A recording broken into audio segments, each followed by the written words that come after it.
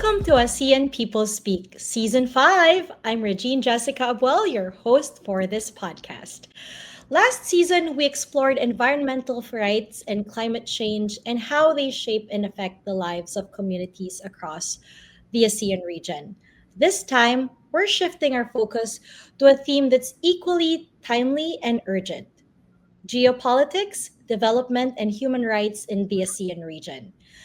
Given the current global and regional context, this season will unpack how shifting power dynamics, economic transitions, and political developments affect human rights across Southeast Asia. We'll hear from experts, advocates, and communities who are at the forefront of these changes, bringing their insights on challenges, opportunities, and the way forward for the region. To start our first episode, we are joined by an experienced human rights lawyer and advocate. She will discuss the ripple effects of foreign aid cuts on democracy, governance, and civil society in Southeast Asia. Our speaker has over 20 years of experience in development work, engaging with vulnerable communities such as women, children, fisherfolk, and the urban poor through advocacy, training, and policy engagement. She currently serves as the national coordinator of the Alternative Law Groups, or ALG, a coalition of 20 legal resource NGOs or non government organizations that promote developmental law and access to justice for marginalized sectors in the Philippines. Beyond her national work, she also serves on the advisory council of the Grassroots Justice Network, a global community of over 17,000 justice defenders from 175 countries working together to advance gender equality, land rights, housing, statelessness, and access to justice. Everyone, we are so honored to have with us for our first episode. Let us all welcome our first guest this season, Attorney Sheila Grace Formento. Hello, Attorney Sheila. Magandang umaga. Good morning, good morning. Yes, magandang umaga and good morning to everyone who is listening right now, and we're so happy that you are with us today. And honestly, this is a very exciting episode, and what the way to start off the fifth season of ASEAN People Speak with you. Well, let us get right on it. And maybe you can give our listeners something as like for the background or just to set the tone for our talk for this episode. Can you let us know, or like can you give us like a little bit of background on how the recent US aid reductions reflect changing the geopolitical and policy priorities in the Southeast Asian region, and which sectors or countries are most affected? I mean, we all know what happened with regard to the aid that the US particularly is giving to a lot of developing countries here in the region. How has that changed over time, and how has this affected the countries and the projects that are ongoing? Okay, thank you so much, Reg. I'm not an expert in terms of geopolitics, but the Mhm. way I understand it and the way it actually impacts civil society organization in Southeast Asia, there was a really big shift in terms of priorities of the U.S. funding. Of course, it's a strategy also of the US to actually work on the Indo-Pacific strategy, meaning to say strengthening the region, ensuring that it's open. There's freedom in terms of trading, in terms of working with other countries, and it's also um,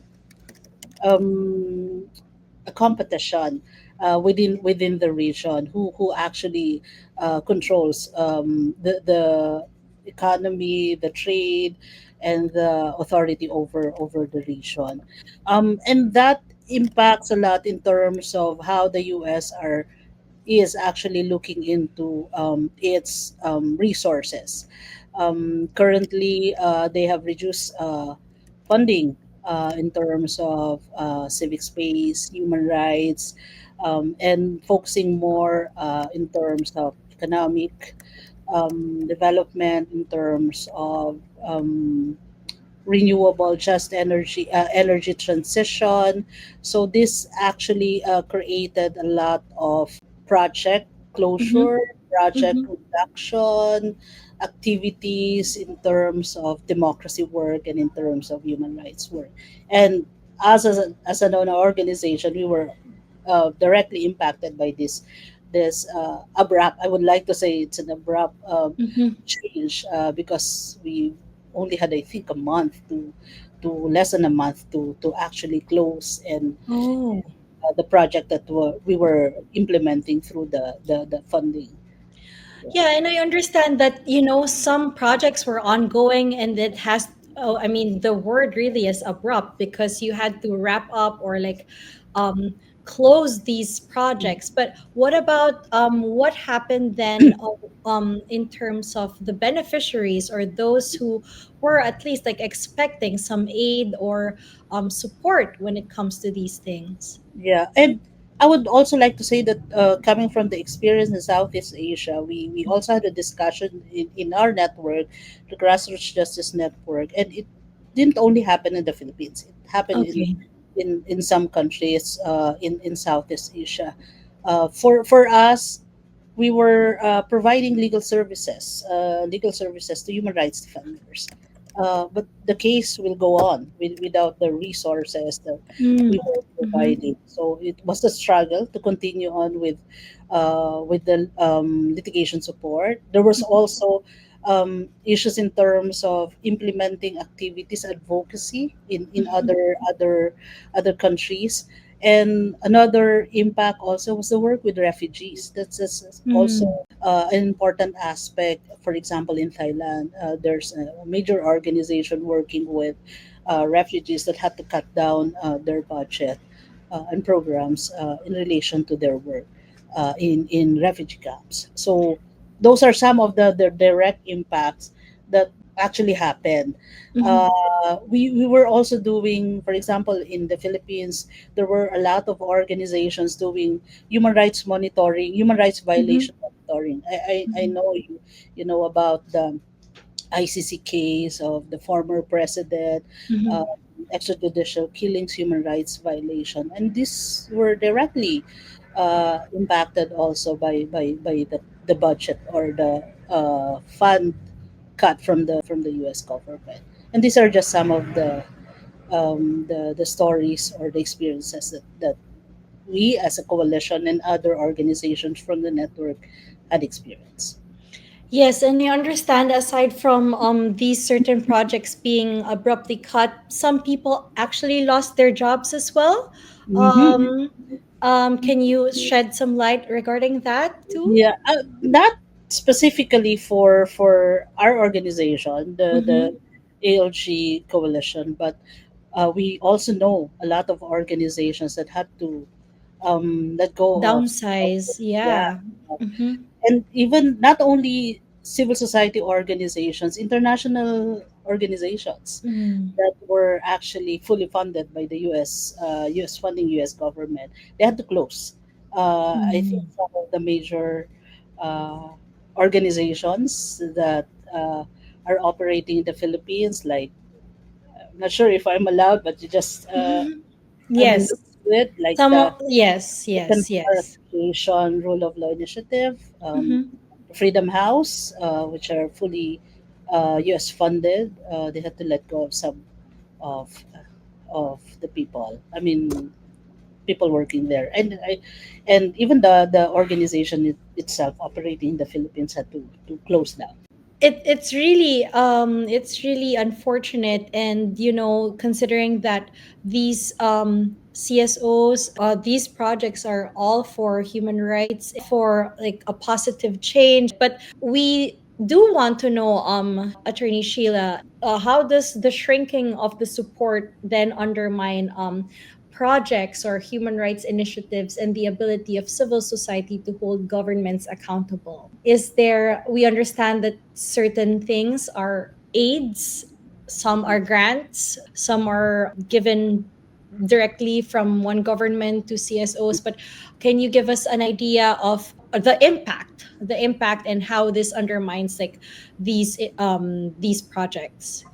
Yeah, particularly in relation to civic space, talking about the shrinking of civic space because of the funding cut. The traditional U.S. funding goes to monitoring, goes Mm-hmm. to rule of law, goes to human rights initiative and activities, and that includes the protection of human rights defenders. Actually, our particular project had specific support for human rights defenders.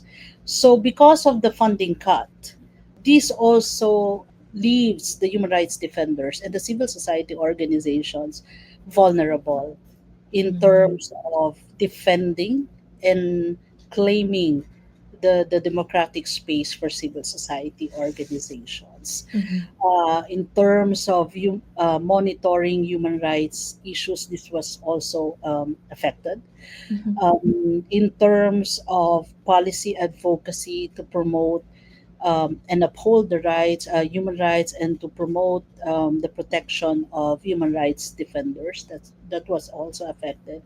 We were also working on security of the communities, leaders, paralegals, and the human rights defenders. That was also affected by the budget cuts. So, in terms of accountability, government, state accountability, and in terms of civic space, we have very limited resources now to protect the communities, human rights defenders from repressive laws, from weaponization of the law Mm-hmm. against leaders and human rights defenders. Second, in terms of monitoring human rights violations, because we have limited resources, the reach of that monitoring and holding the state accountable in terms of human rights resources, that's also affected. And of course, in terms of the work with the community, in terms of capacitating the community on how to actually protect themselves, how to use the law, and how to be able to shape the law that is more favorable to their sector or issues. That's also affected. We have now limited resources to train paralegals, provide capacity building for communities and other civil society organizations. And it's the same, for example, in Thailand also with their laws being more restrictive. Uh, U.S. funding also supports litigation, human rights defenders now because of the budget cut. It's becoming more difficult. And people, human rights defenders are becoming more, um, I wouldn't say afraid, but more cautious in terms of Mm-hmm. doing the advocacy because there's always a tendency that um, cases may be filed against me. Mm. I may be red tagged as as a terrorist. Yeah, So or flagged as a terrorist. Yeah, yes, and yes. now the issue is freezing of assets of civil society organizations. Mm-hmm. So there's always that risk, and if you don't have resources to protect, actually provide a layer of protection for your organization, um, for the human rights defenders, for the communities, that would be more difficult. And you'll think twice in terms of, oops, should we go on Yes, yes. doing this, or should we lessen the work that we're doing? But of course, we're not doing that. We're still doing the work that we do. Yes, and I understand, it's not just the US, for example, who cut their budget or aid in a lot of developing countries, particularly in the Southeast Asian region. Even United Kingdom, for example, also had to make that well, according to Prime Minister Keith Starmer, that he described it as a painful but necessary cut in development funding by 40%. And this funding shift aimed to boost their defense spending amid growing like, different geopolitical tensions and rising domestic economic pressures also in the UK. And now you're also giving us as well the direct impact when it comes to operations that have already been ongoing, but now people, I mean, CSOs, especially those who are working in human rights, have to take a step back and see, is it still worth pushing through these things? Because there might be consequences that might not just affect the organization, but also the people behind these projects. So, another topic that we could talk about is that since you've already mentioned about that balancing act, we want to know then the resilience and the way moving forward. We want to know how civil society groups are adapting through regional cooperation and local funding, I guess. If you could give us your insights on the ways that CSOs and other organizations have been doing digital advocacy to sustain their work amid shrinking aid and closing civic space. Yeah, I think working as a network and being part of a network, a secretariat of the network, both here in the Philippines and in Southeast Asia, one major thing that we do to help us, the different organizations, to adapt with the changes is basically to strengthen the Mhm. coalition. How do we do that? It's not only about talking about the issue, what happened, but it's also providing technical support to other organizations. Um, how do we do it? What's the learning from other countries? How can we adapt this in our country? So that's a very important aspect in terms of not only in terms of the loss of the resources from the US, but also in terms of responding to shrinking civic space. There are a lot of countries in Southeast Asia that have innovative approaches and different approaches in terms of adapting and responding to the current issue. So that's one. Strengthening the coalition like the Grassroots Justice Network in the region is very important. It's also an opportunity to share technical skills. We may Mhm. not have resources, but we have the technical skills that we Mhm. can share with other organizations, members of the network. So that's also a way of actually helping each other in terms of how to adapt with the current situation. So knowledge sharing, sharing of skills, sharing of technical skills. We were actually also thinking about, can we help each other do proposals Mhm. and help communities also to come up with proposals, like small proposals for small funders, or like individuals, or that can actually support the activities in the community. So providing these technical skills to organizations and communities, that would also be helpful in terms of that. Um, Again, in terms of how we work, pandemic happened, everybody's online, and it's an irony because one of our support from the US talks about communication. It talks about human rights narrative. So coming from that support, the organizations were able to actually utilize social media in terms of Yes, yes. so Mhm. now everyone is utilizing. How do we utilize social media in terms of our advocacy, in terms of our campaign? We're trying to encourage member organizations to write stories to highlight that there's still hope. I mean, even with Yes. situation, there are stories of hope, stories of victory from the communities, from the civil society organizations in different countries in Southeast Asia. So I think that's also a way to encourage other organizations even with the challenges. But if we see that other organizations and other countries are also thriving in this aspect, then we Yes. can also do it. Yes, and that's a wonderful thing that you pointed out, Sheila, that at the end of the day, we only have ourselves as well. So we have to be resourceful. We have to do whatever we can with the means that we have.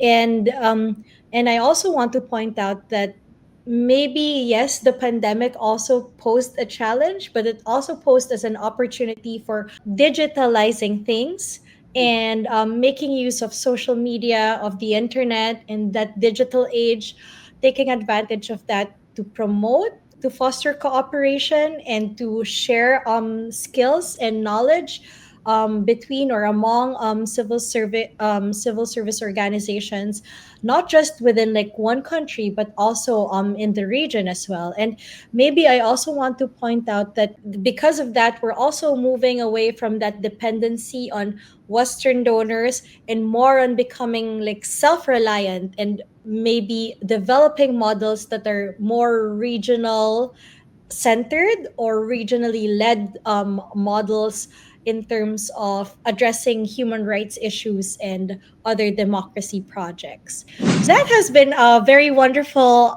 insight from you. Thank you so much for that. I guess on that note, if there's anything that you want our listeners to remember in this episode, there is a challenge, of course, but I'd like to take from what you said that there is hope.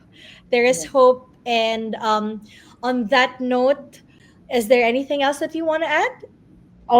Maybe just a call also for Mm-hmm. other donors than US based or other countries.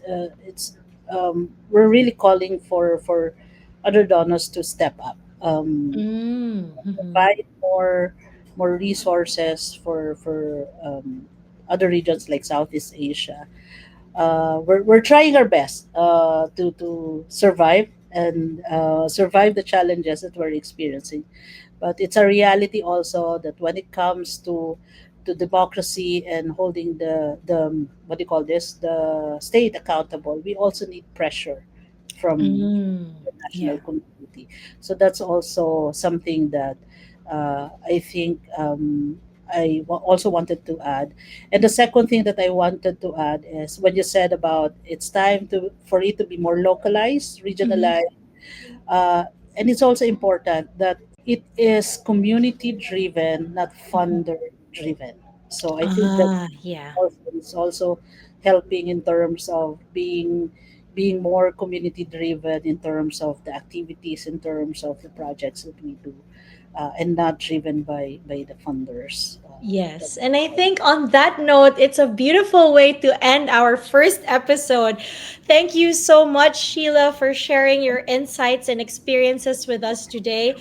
Before we end, would you like to promote any of your social media accounts, websites, organizations, or publications, or any upcoming projects that you would want our listeners to know? Sure. You can visit our website at alternativelawgroups.ph. There you can find also we've launched our stories in terms of legal empowerment work, the one I mentioned in terms of hope, success stories from different countries in Southeast Asia. So please check that out. We also have a Facebook. It's Alternative Law Groups. So please check our social media. Thank you. Yes, and thank you so much. That is perfect. Thank you so much for a very, very, very not so intense actually, but very enlightening episode for the fifth season in ASEAN Peoples Speak. Join us again next time, guys. Don't forget to hit that subscribe button on Spotify to stay updated and never miss an episode. You can also stay connected with us on Facebook, Instagram, and YouTube by following at WGSCNHRMEC. For more in depth information, visit our website at ASEANHRMEC.org. And of course, we want to thank our speaker for today, Sheila from the Philippines. Thank you so much, and we hope we can see you again. Until next time, guys, stay informed and stay engaged. Bye.